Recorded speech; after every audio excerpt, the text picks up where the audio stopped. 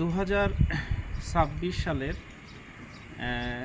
SSC পরীক্ষার্থী যারা আছো তোমাদেরকে সকলকে আমি আজকের ভিডিও পর্বে স্বাগত জানাচ্ছি। আশা করছি তোমরা সকলে ভালো আছো এবং নিয়মিত পড়াশোনা করছো। তোমরা নিশ্চয় জানো এবং অবগত আছো 21শে এপ্রিল রোজ মঙ্গলবার হতে তোমাদের এসএসসি পরীক্ষা শুরু হচ্ছে এবং পড়াশোনা নিয়েই ব্যস্ত আছো তোমরা। আর কিছুদিন পরেই তোমাদের এসএসসি পরীক্ষা। তো এই এসএসসি পরীক্ষার বিষয়ে কিছু পরামর্শ নিয়ে আমি তোমাদের মাঝে হাজির হয়েছি। আশা করি এই পরামর্শগুলি শুনলে হয়তোবা কোনো না কোনোটি তোমার কাজে আসতেও পারে।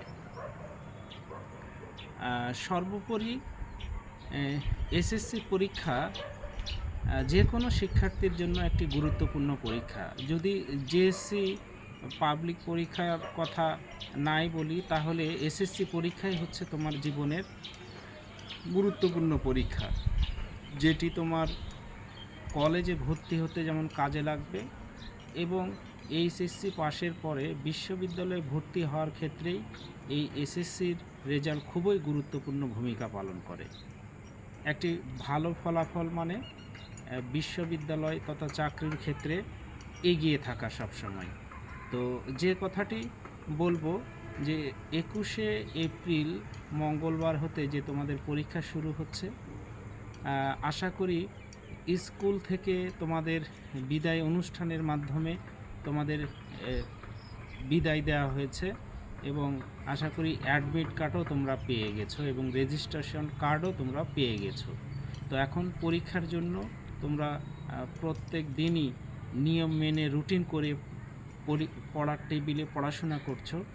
তো এটি খুবই জরুরি, কারণ পড়াশোনা যে যত ভালো করবা পরীক্ষার আগ মুহূর্তে, তার পরীক্ষা ততই ভালো হবে বলে আমি বিশ্বাস করি।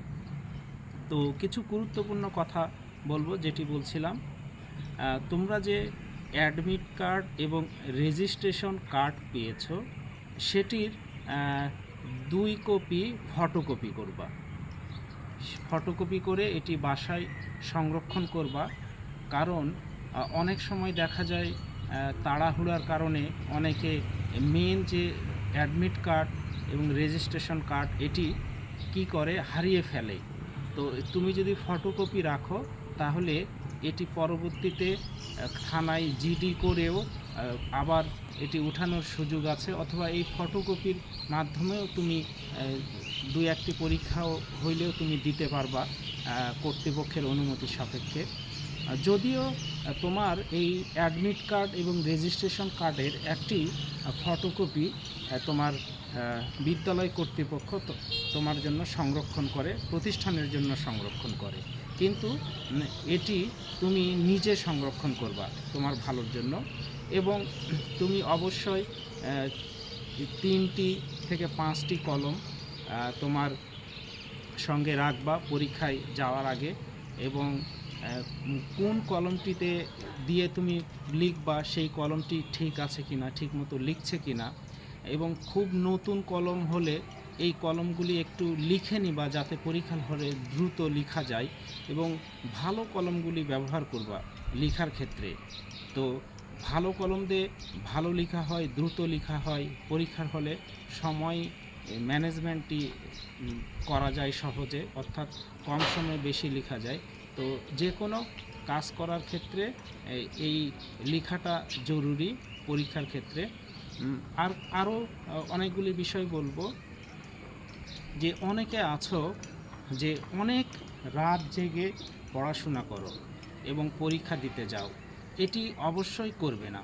কারণ দেখা যাচ্ছে তুমি অনেক রাত জাগলা পরীক্ষার আগের রাতে, তো এর ফলে কি হবে, তুমি পরীক্ষায় যায় এই তোমার যে কষ্ট করে পড়লা এটা সফলভাবে ম্যাক্সিমাম ক্ষেত্রে অনেকেই ডেলিভারি দিতে পারে না, কারণ ভালো ঘুম হলে ভালো লেখা যায়। তো এটি খেয়াল রাখবা। আর একটা বিষয় হচ্ছে, পরীক্ষার হলে তোমরা যে উত্তরগুলি লিখবা, লেখার ক্ষেত্রে খাতাটাকে সুন্দর করে মার্জিন দিবা, চারিদিকে মার্জিন দিবা, এই বামে অবশ্যই দিবা, ডানে ডানেও মার্জিন না দিলেও এমন একটা লাইন বরাবর লিখবা যেটি মার্জিনের মতো হয়, উপরে মার্জিন দিবা। এবং লেখাগুলি খুব চমৎকার করে লিখতে হবে, মানে উপরে কতটুকু গ্যাপ দিলা, বাম পাশে কতটুকু গ্যাপ দিলা, ডান পাশে কতটুকু গ্যাপ দিলা এবং নিচে কতটুকু গ্যাপ দিলা, এগুলি খেয়াল রাখতে হবে। সব দিকে একই পরিমাণ গ্যাপ দিতে হবে, তাহলে লেখাটা সুন্দর হবে। এবং প্রশ্নের নাম্বারগুলি সঠিকভাবে দিয়েছি কিনা, কয়ের জায়গায় যেন খ না লিখো, এই বিষয়গুলি খেয়াল করবা। আবার প্রথমের দিকে একটু ফিরে আসব।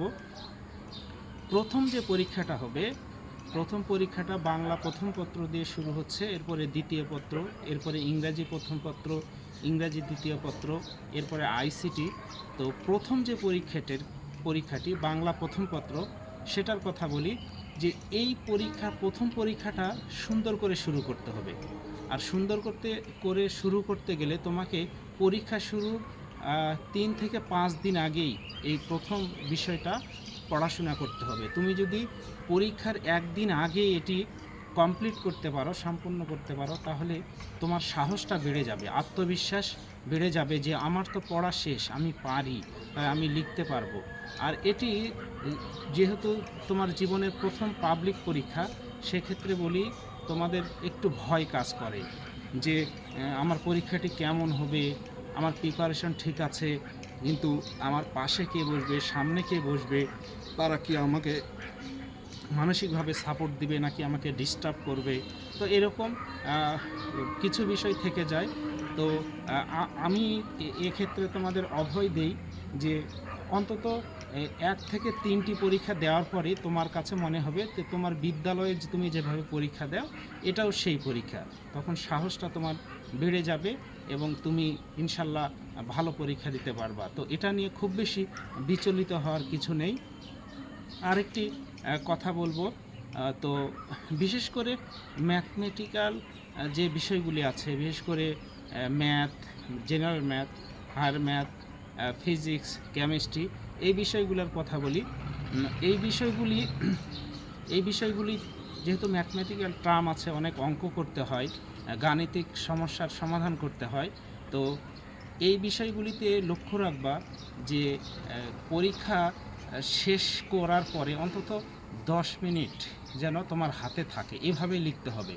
এবং প্রত্যেকটি প্রশ্ন কত মিনিট করে লিখলে সেটি তুমি শেষ করতে পারবা এবং হাতে 10 মিনিট রাখতে পারবা, এটি ভাবতে হবে। কারণ পরীক্ষা শেষে রিভিশন দেওয়ার একটা বিষয় থাকে। তুমি যদি পরীক্ষা শেষে সবগুলি প্রশ্নের অ্যান্সারগুলি রিভিশন দাও, তাহলে তোমার অনেক নাম্বার বেড়ে যাওয়ার সম্ভাবনা আছে। এই সাবজেক্টগুলির ক্ষেত্রে বলি, অনেক ক্ষেত্রে মনে করো তুমি 5 মার্কের অ্যান্সার করতে পারো না, তো আমার পরামর্শ হচ্ছে সেই 5 মার্কের অ্যান্সার না করে অন্তত রিভিশন দেওয়া ভালো। এতে করে দেখা যাবে তুমি রিভিশন দিলে তুমি হয়তো বা 10 বা 15 মার্ক পেয়ে যাবা, যেটিতে তোমার রিভিশন না দেওয়ার কারণে, ভুলের কারণে পাবা না।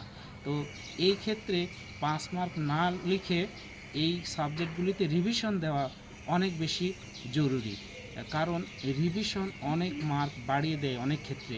যদিও এটি সবার ক্ষেত্রে সমান হয় না, কারণ অনেকে নির্ভুলভাবে লিখতে পারে, তার রিভিশনের প্রয়োজন হয় না, তবে ম্যাক্সিমামের ক্ষেত্রেই রিভিশন দেওয়াটা খুবই জরুরি এবং এটি একটি পরীক্ষার গুরুত্বপূর্ণ অংশ। তোমরা সৃজনশীল পদ্ধতিতে পরীক্ষা দাও। সৃজনশীল পদ্ধতিতে তোমরা জানো যে আসলে একটি প্রশ্নে 4টি অংশ থাকে। ক হচ্ছে জ্ঞানমূলক 1 মার্ক, খ হচ্ছে অনুধাবনমূলক। তো জ্ঞানমূলক অংশ নিয়ে কিছু বলবো না, কারণ জ্ঞানমূলকের এই প্রশ্নের উত্তর একটি শব্দে, 2টি 3টি শব্দে বা একটা সেন্টেন্সে হতে পারে, একটা সংজ্ঞায় হতে পারে। কিন্তু অনুধাবন অংশে 2 মার্ক থাকে। তাই এই অনুধাবন অংশটি 2টি পার্টে লিখতে হয়। প্রথম অংশে সংজ্ঞা লিখতে হয়, এরপরে অবশ্যই তোমরা 2 লাইনের মতো গ্যাপ দিবা, দিয়ে দ্বিতীয় প্যারাটি শুরু করবা, অর্থাৎ দ্বিতীয় প্যারায় বর্ণনা লিখতে হয়। তাহলে এই লেখাটা যেমন সুন্দর হয়, 2টি অংশ থেকে 2টি মার্ক তুমি পেতে পারো। মনে করো তুমি সংজ্ঞা ভুল করেছো, বর্ণনা ঠিক আছে, তাহলে সংজ্ঞার জন্য তুমি 1 মার্ক পাবা না ঠিকই, কিন্তু বর্ণনার জন্য পাবা। একই ক্ষেত্রে প্রয়োগমূলকের কথা বলি, প্রয়োগমূলকের 3 মার্ক আছে। তোমাকে প্রয়োগমূলকের ক্ষেত্রে 3টি প্যারায় লিখতে হবে, এবং অনেকে আছো এই প্যারাগুলি এমন করে দাও যে বোঝাই যায় না তুমি প্যারা দিয়েছো। অর্থাৎ 3 মার্কের প্রয়োগমূলক প্রশ্নের উত্তর 3টি প্যারায় তোমাকে লিখতে হবে, অন্তত 2টি লাইনের মতো গ্যাপ দিতে হবে। প্রথম অংশে জ্ঞানমূলক লিখবা, দ্বিতীয় অংশে বর্ণনামূলক, এবং তৃতীয় অংশে সেই প্রশ্নটার প্রয়োগ দেখাবা উদ্দীপকের আলোকে। এবং উচ্চতর দক্ষতার বিষয়ে বলি, এই উচ্চতর দক্ষতায় 4 মার্ক, অবশ্যই 4টি প্যারা দিবা এবং প্যারাগুলি যেন স্পষ্ট বোঝা যায়।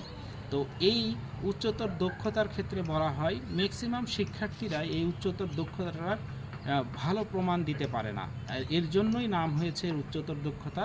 অর্থাৎ এখানে উচ্চতর জ্ঞান সম্পন্ন কথাবার্তা লিখতে হয়, যেটার চতুর্থ পাঠে যায় এবং যেটার উত্তর সৃজনশীল প্রশ্নের যে উদ্দীপক আছে এটার সাথে লিঙ্ক আপ করে দিতে হয়।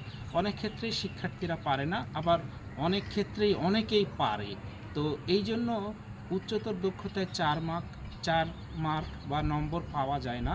তো তোমার চেষ্টাটা অবশ্যই থাকবে চতুর্থ পাঠে যেন তোমার কথাগুলা উচ্চ বুদ্ধি সম্পন্ন হয়, তাহলেই তুমি 4 মার্ক পেতে পারো, নতবা নয়। তো আমি যে কথাটি বলছিলাম, তুমি যদি এভাবে আমার কথাগুলি অনুসরণ করো, আশা করি কোনো না কোনোটি তোমার উপকারে আসবে। তো একটি বিষয় বলবো যে এসএসসি পরীক্ষা তোমার জীবনের প্রথম পরীক্ষা। তোমার এই পরীক্ষাটি ভালো হোক, তুমি ভালো রেজাল্ট করো, তোমার মেধার তুমি স্বাক্ষর রাখো, এবং তোমার নিজের, তোমার পরিবারের, সমাজের, রাষ্ট্রের মুখ উজ্জ্বল করো এবং ভবিষ্যতে তুমি ভালো কিছু করো। এই শুভকামনায় শেষ করব। প্রিয় এসএসসি পরীক্ষার্থী 2026 ভালো থাকবে। আশা করি আবারও অন্য কোনো পর্বে দেখা হবে তোমাদের সাথে। ধন্যবাদ তোমাদের সকলকে, এবং আবারও জানাই প্রীতি ও ভালোবাসা।